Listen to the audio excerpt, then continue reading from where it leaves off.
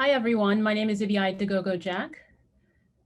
And I'm John Booth. Thanks for joining us for this answering questions session.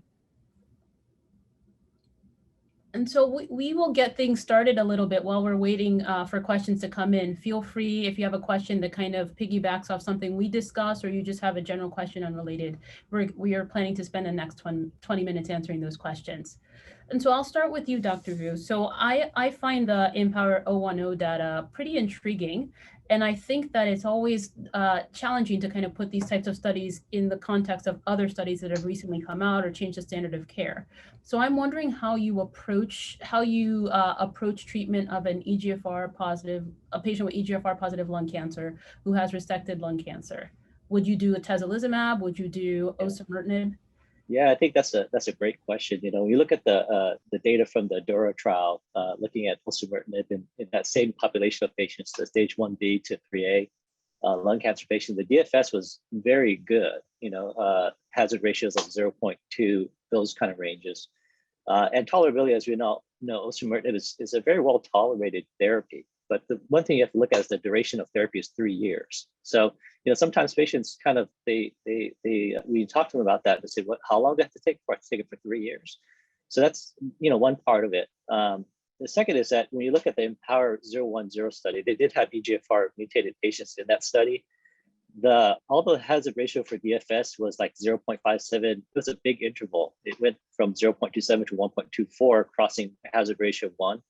So I don't know how much we could take out of that, from just the data we have so far. You know, I think at the end, it's going to look, we have to look at, you know, overall survival data. And I don't think for the DORA trial we'll have that because it was closed early. But if we have, you know, one study that shows a survival benefit to the other, then we may have to weigh that, you know, against the other.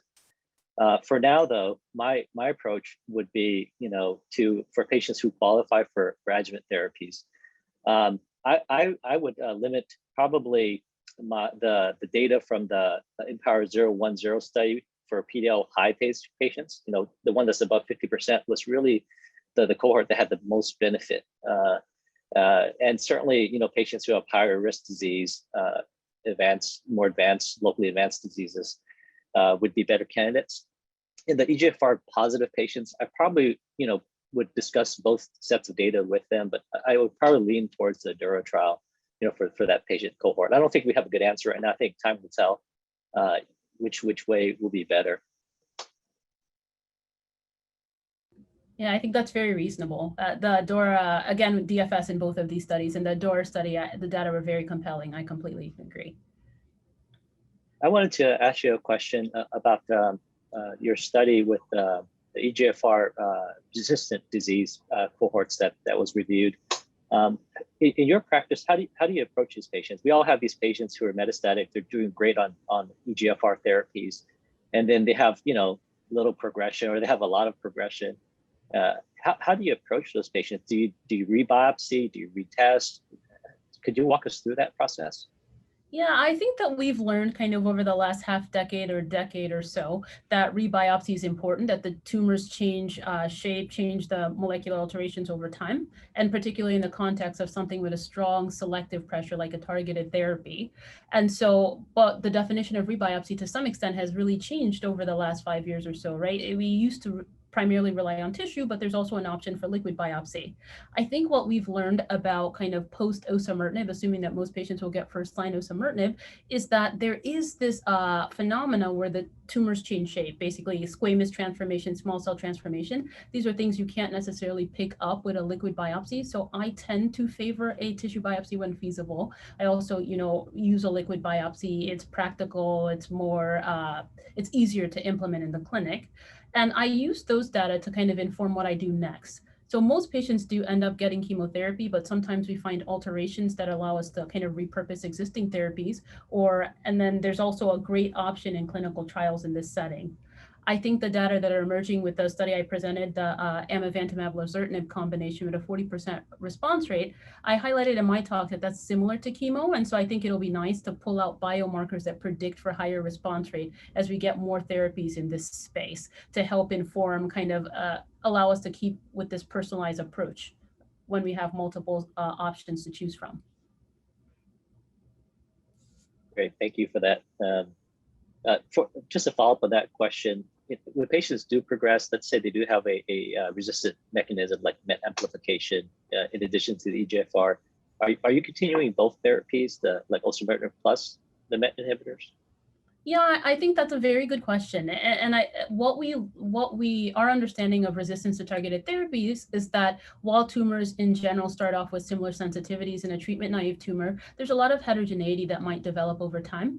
And so while MET amplification may be present in a lot of cells, it may not be present in all cells. And we still know the primary driver of growth and proliferation is EGFR. So I tend to continue both drugs in that setting. Yeah. Great, thank you. Let's open up the questions to the rest of the attendees if they have any specific questions.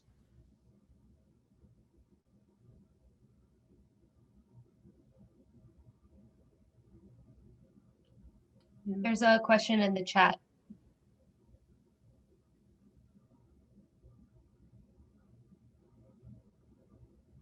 Yeah.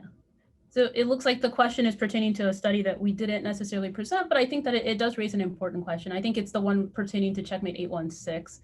And so when we think about our treatment paradigm right now, immunotherapy is being explored in multiple settings in local therapies. And this is kind of giving it upfront versus adjuvant, as discussed by Dr. Vu. And so I guess one question for you, Dr. Vu, is do you see any potential benefit to one versus the other, adjuvant delivery versus neoadjuvant delivery, and what population might you think of a neoadjuvant immune therapy for? Usually for these patients, for the neoadjuvant, we put them on study. We have a few studies that we have. So we always try to get patients on trial to better answer that question. I think when you look at data of adjuvant versus neoadjuvant versus adjuvant in lung cancer in general, to me, it's equivalent. As long as they get their set therapies that they're supposed to get. One benefit of neoadjuvant is that we do have that pathologic review of the specimen after surgery to understand how well that patient responded to therapies. These cases we do present at our multidisciplinary tumor boards, for cases where we need to try to get a response prior to surgery, stabilize disease prior to definitive therapies. And in those cases, we do consider neoadjuvant therapies. It may be immunotherapy, it may be combination chemoimmunotherapy, or just chemotherapy or radiation, plus or minus radiation in those settings. Interesting. So I was very struck by the data. When I talk with my radiation oncology colleagues, how their data seems to recommend kind of BID or twice daily radiation in the context of small cell. But I will personally say that in my practice and in my institution, that isn't something we do often. And I wanted to get your take on what is your institutional practice? Is there a particular patient that you might consider the BID approach with, kind of given the data that you presented today? I used to always kind of try to convince the radiation oncologist, let's do the BID, that's where the data is. But actually, after the data today that I reviewed, when you look at the numbers, the overall survival between the two arms, it's really no difference. That study was not a study to design for inferiority, to say one, that the daily is worse than the BID. It was designed to say, is it better? We know it's not better, but when you look at the numbers, it's about the same, So the only difference that I saw out of that study is that the daily, because of the longer duration of radiation, you may have a slightly more cytopenias in those cohort of patients. So I think, on that trial, I might, for patients I'm worried about cytopenias due to their comorbid risk factors, maybe encourage a BID regimen. The downside is that patients don't like BID regimens of radiation. They have to come in the morning, come back later. It becomes sometimes quite inconvenient for them. So for us, our standard of care as an institution is the daily radiation therapy for 6 weeks, 6 to 7 weeks. No, I agree with you. And in my practice, the few cases where I've thought about the BID is the people who had baseline cytopenias, where you want to squeeze it in, decrease the amount of time that there's overlap. But yeah, it takes a special patient who's close by or can be there for a long period of time to do that BID.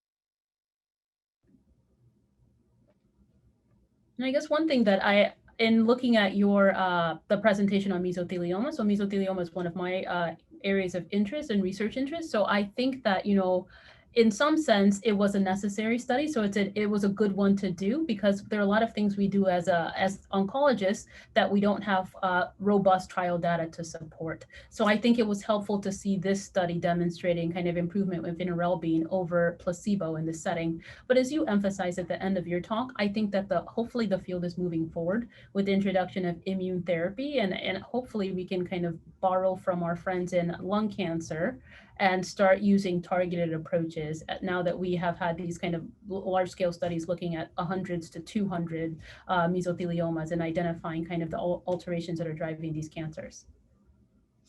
Yeah, I agree with you. I mean, mesothelioma is just starting to get exciting, you know, after decades of nothing really.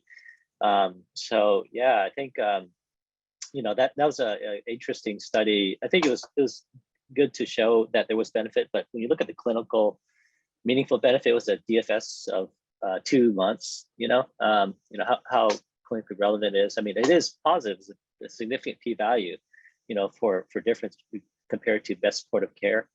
I do that for patients, you know, the vinorelbine, but I usually reserve it for later lines of therapy at this point, since we do have other options that's a little bit better. No, I agree. And it looks like someone is asking, there's a couple of questions pertaining to mesothelioma. One is, who do you give immune therapy versus chemo plus or minus Avastin in the frontline setting? And then does NGS really impact what you do in the first line setting? Yeah, and so I can take the NGS one since I mentioned it, and then we can have you answer the second one. So NGS, it's not the same as in lung cancer where NGS is imperative, or by NGS, for those in the audience who may not know what it means, next generation sequencing, so broad panel testing. In mesothelioma, the studies that have been done have shown that it's mainly tumor suppressor inactivation. And so we don't have therapies for that now, but there are studies coming from multiple companies that are biomarker directed or looking at specific alterations. So I do think that NGS will become increasingly relevant for this disease, but as of now, it's not standard of care. In regards to the metastatic mesothelioma patients, you know, choosing a frontline regimen, to me, it's you know, that combination immunotherapy was compared to chemotherapy alone. That study did not compare it to chemo plus Avastin, but it was superior in that cohort. So for me, it's really looking at contraindications for patients. So patients who have a contraindication to immunotherapy, certainly we would choose the platinum pemetrexed bevacizumab regimen for that patient, and maintenance, using maintenance pemetrexed bevacizumab, and then reserve immunotherapy for later lines. But generally, from my practice nowadays, is I try to get them on combination immunotherapy in the first line and save chemotherapy in second line and beyond. Dr. Dagogo-Jack, how do you approach that? Yeah, I think that it's good to have multiple options, frankly, in a disease that hasn't had a lot of options in the last decade. And the way I look at that data is that, as you highlighted in your talk, there's two main populations of mesothelioma: the epithelioid that tends to behave better, and then the sarcomatoid and biphasic, or so-called non-epithelioid subset, that tends to have a more aggressive course and less benefit from chemotherapy. I think that when we look at that Checkmate 743 study that really informed the approval of Ipi/Nivo in this setting, a lot of the benefit was both groups benefited, but a lot of it in the benefit, there was a big difference in that the patients with the non-epithelioid subset didn't really benefit from chemo. So it translated into kind of an 8 versus 18 month. So in those patients, I think, to me, it's personally a no-brainer if they can tolerate ipilimumab and nivolumab. A doublet is not the most easy regimen to tolerate, but I do tend to prioritize that in that setting. And for epithelioids, I'm really eagerly awaiting the ongoing DREAMER and kind of precog study that will be exploring what we do in non-small cell lung cancer, right? The combination of chemo plus immune therapy. And so those studies are actively enrolling, and we have it at my institution, and I kind of prioritize that type of trial in that setting. And it looks like there's a very interesting question here about differences between the Pacific trial versus the Empower 010 study. Sure, I'll go ahead and take that question. So the Pacific trial is for patients who were not surgical candidates. These were patients with stage 3 disease who was treated with chemo radiation therapy followed by adjuvant durvalumab for 1 year. And so it's a different cohort of patients. The Empower 010 is patients who had surgical resection of disease, stage 1B to 3A, and got standard chemotherapy followed by plus or minus adjuvant atezolizumab for a year versus best supportive care. So it was really a different patient cohort.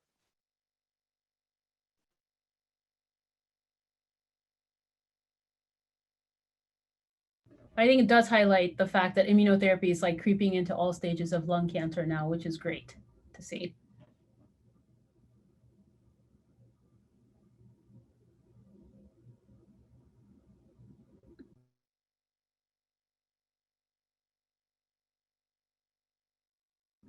And I think that one thing in my presentation that I was struck by, it was in my presentation as well as another one that was highlighted, was we think about NGS as pervasive, right? Something we must do for our non-small cell lung cancer patients. But when we think about it, the rates of NGS testing are pretty low.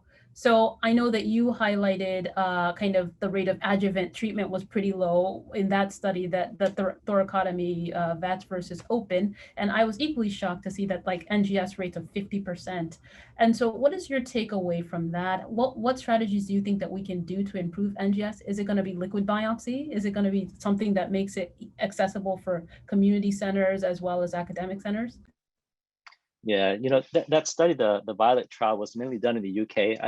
So I don't know if they have certain protocols. Their health system is quite different than here.